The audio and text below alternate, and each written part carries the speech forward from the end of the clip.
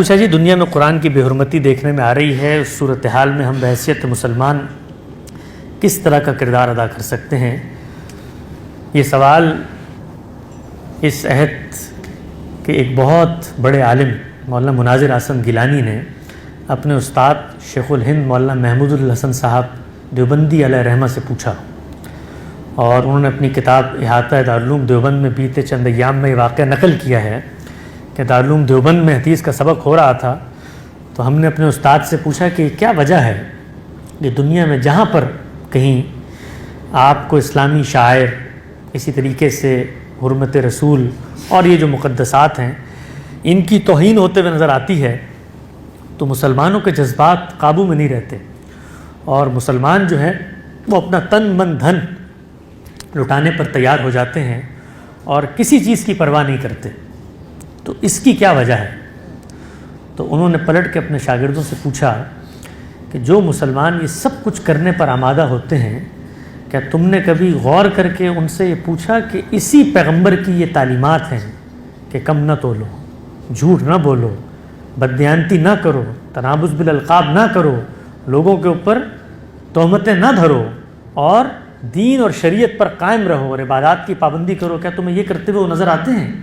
انہوں نے کہا نہیں جی یہ کرتے ہوئے تو نظر نہیں آتے۔ تو نفسیات انسانی کے اس طبیب حاذق نے یہ کہا کہ جو کچھ تمہیں جذباتیت نظر آتی ہے، یہ جذباتیت اس پیغمبر کی ذات کے لیے نہیں ہے، یہ جذباتیت اس کتاب کے لیے نہیں ہے، یہ جذباتیت ان مقدسات کے لیے نہیں ہے، بلکہ ان کو پیغمبر کی توہین میں، مقدسات کی اہانت میں دراصل اپنی اہانت محسوس ہو رہی ہوتی ہے۔ وہ یہ کہتے ہیں کہ ہمارے قومی پیغمبر کی تم نے توہین کی ہے، یہ ہماری مقدس کتاب تھی۔ گویا یہ جذبہ جو حرمت کا ہے یہ خارج سے نہیں، یہ داخل کی اناؤں سے اٹھا ہوا ہے۔ تو یہ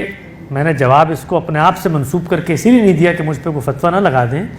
دارالعلوم دیوبند کے شیخ الحدیث تھے، انہوں نے اس حقیقت کو آشکار کیا۔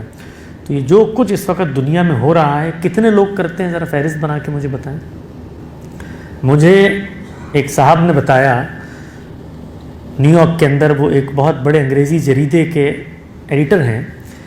کہ جس رسالے نے ڈنمارک کے اندر پیغمبر اسلام کے چند کارٹون بنا کر پیش کیے تھے، اس کی اشاعت کل ملا کر 250 تھی جس وقت وہ پیش کیے گئے، اور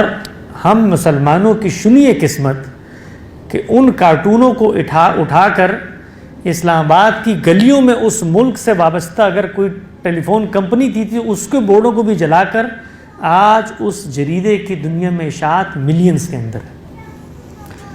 قرآن مجید ہمیں یہ کہتا ہے کہ جب اس طریقے کے بیوقوف دنیا میں آ جائیں تو ان سے صرف نظر کرو۔ جب ہم صرف نظر نہیں کرتے اور اس کو ایشو بناتے ہیں تو اس کے نتیجے میں رد عمل کی ایک فضا پیدا ہوتی ہے، اور وہ فضا پھر مقابلے کی نفسیات میں ڈھلتی ہے، اور اس کے بعد ہم بندوق کے زور پر، طاقت کے زور پر اپنی مقدس کتابوں کی احترام کروانا چاہتے ہیں۔ دنیا میں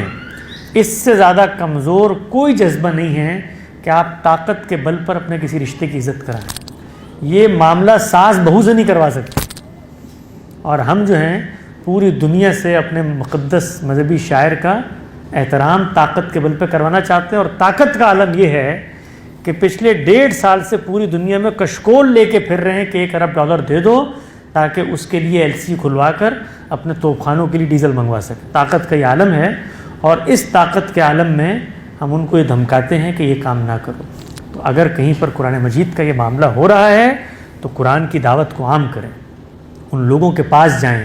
ان کو گلے سے لگائیں اور ان کو بتائیں کہ اس کتاب کے بارے میں جو غلط فہمیاں تم تک پہنچی ہیں، آؤ ہم تمہیں پڑھ کے سناتے ہیں، اس کے اندر ایسی کوئی چیز نہیں ہے۔ تو دنیا میں دعوت کی مہمیز ہیں یہ واقعات اگر کبھی پیدا ہوتے ہیں،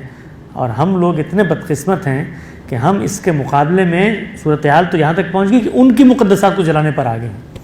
ابھی ہمارے ملک کے اندر جو جڑاوالا کا سانحہ ہوا، اس کے اندر انہی آنکھوں نے دیکھا کہ وہ کتابیں کہ جن پر ہم بھی ایمان لاتے ہیں ان کو ہم نے رد عمل میں آ کے جلا دی۔